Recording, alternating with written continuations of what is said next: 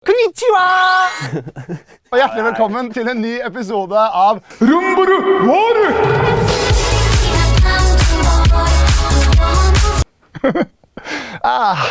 I dag har vi besøk av Pelle K. Legendarisk YouTube-musiker. Mye anime-musikk, Ja, som det er veldig relevant for det programmet her. Ja, veldig. Og legende nummer 2, Lasse Gjertsen.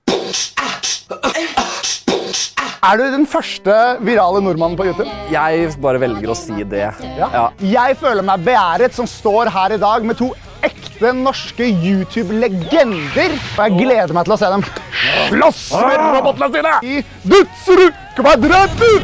Da spyttet jeg helt sinnssykt mye. Bra jeg ikke så på dere mens jeg sa det. Inni Dødskvadratet er det mye som kan skje. Rundt kantene er det ballonger. Sprekker man den andres ballong, får man 10 poeng. Sprekker man sin egen ballong, får man minus 10 poeng. Smiley-ballongen gir 20 poeng.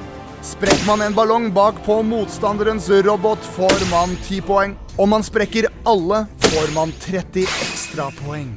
I hjørnene av Dødskvadratet er det hull. Får man rød eller blå ball i ett av disse, får man 10 poeng.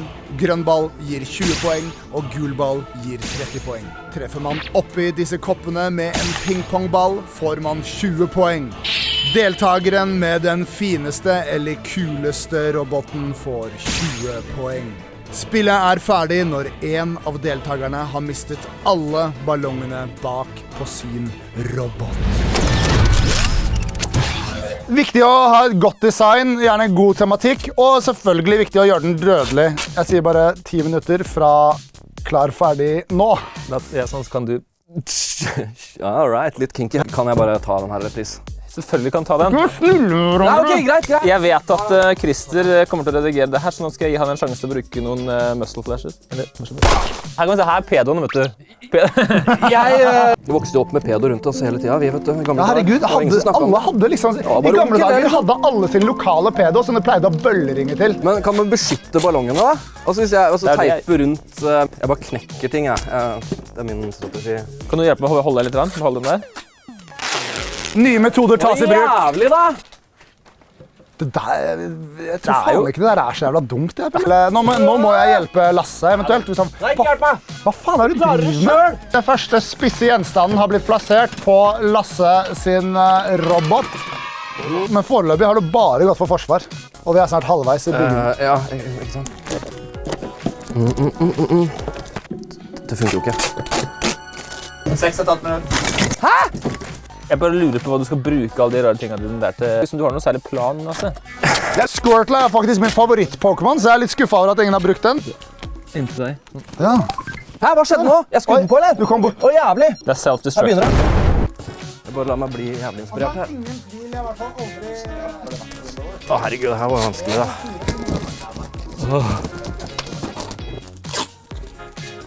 Å, faen, koppen! Hæ, Koppen, ja. Koppen må på. Faen, ok, da har jeg et problem. Jeg vil lage sånn dobbeltsidig type. Å, herregud! Sånn! Det er noe av det der. Wow. Å, herregud. Da er vi der! Det mest fucka robotene jeg har sett i Roomba Wars sin historie har blitt skapt. Ok, hva har du bygd for å spille? Ja, da har jeg bygd, altså kua er bare for memes. Men det her, altså jeg tenker jo det her er kanskje den beste Roomba-roboten dere har hatt noensinne. Den er utstyrt med enormt mye, altså du klarer ikke poengtere de. Du skal ha jævlig god fart da. Jeg er sånn her, har vi tid til det her? Altså, det her kommer jo til å ta kanskje hele kvelden. De har også angrep på... Du har litt angrep, og angrepet er høyt oppe. Hva er navnet på roboten din? Skynet, ja. Starten på undergangen til menneskeheten, det er det her nå. Hva med deg, Lasse? Nei, altså, jeg tenkte egentlig først og fremst litt symmetri, ikke sant?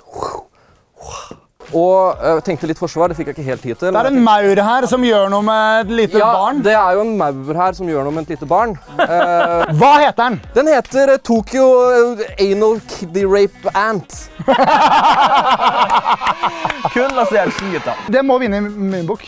Tokyo Anal Kiddie Rape Ant. Selvfølgelig vinner Lasse den. Så robot-designpoengene går til Lasse. La oss se hvordan de gjør det i Dødsru Kvadratet. Red Team, Tokyo Anal Kiddie Rape Ant. Blue team. Skynet. Bare slenge ting på her, altså. Og slire, ja. Ja, jeg må få en kniv. På huet hans har sånn fin sånn rundt. Dette blir jævlig! Det her blir jævla gøy. Empati her, skjønner du, Pelle.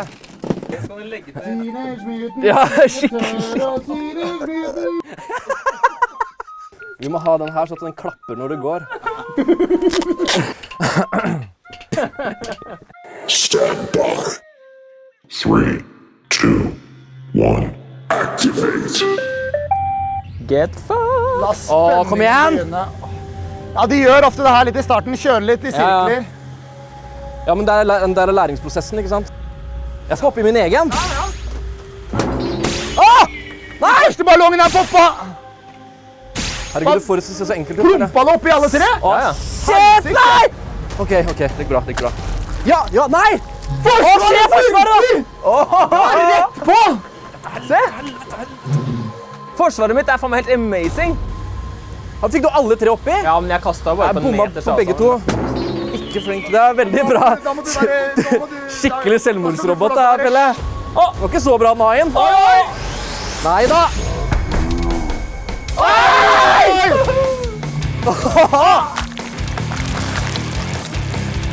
Alle er døde! Alle er døde!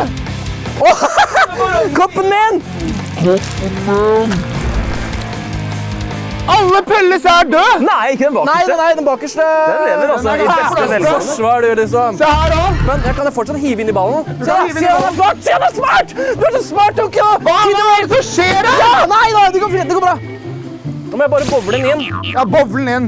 Men hvis jeg hiver oppi sånn, det Ja, er mer bowlen inn. Den tels. Eller så gir jeg en klem, Men, da. men de der er jo alle tre bak der er ødelagt. Nei. Det er bare gaffateipen Nei da. utvidet. Faen, slutt da. Ta den. Å, herregud. Ja, Det var det lille på siden som du ikke trodde på. Ja.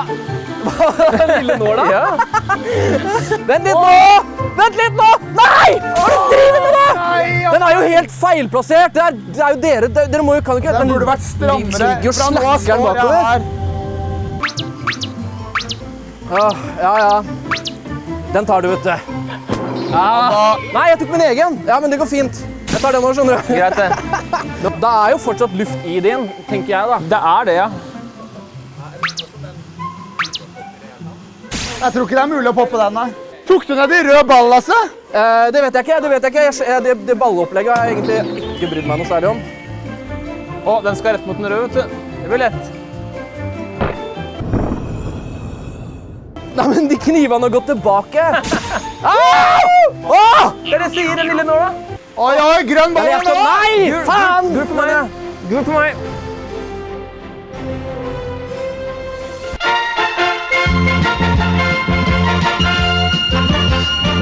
Gigapets! Whoa, doggies, Madonna's hungry! Don't upset your Gigapets!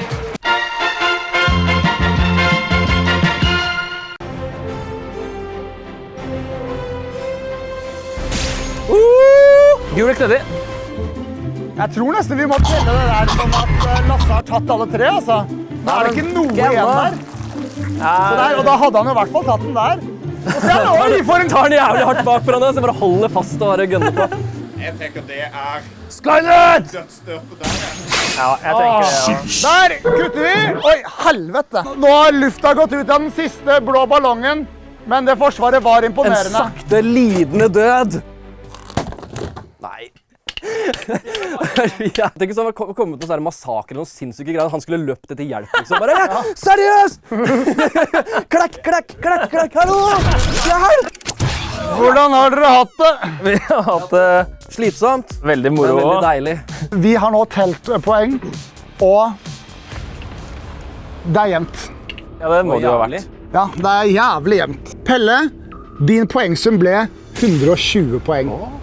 Eller er det er mye? Det er så typisk å Det er- si det er den som mye, har det er tapt mye. først, og så sier du, men Lasse hadde! Det er så Og Lasse, din poengsum ble 110. Nei! Get wrecked! Nei! Vinneren med 10 poeng ledelse er Pelle K!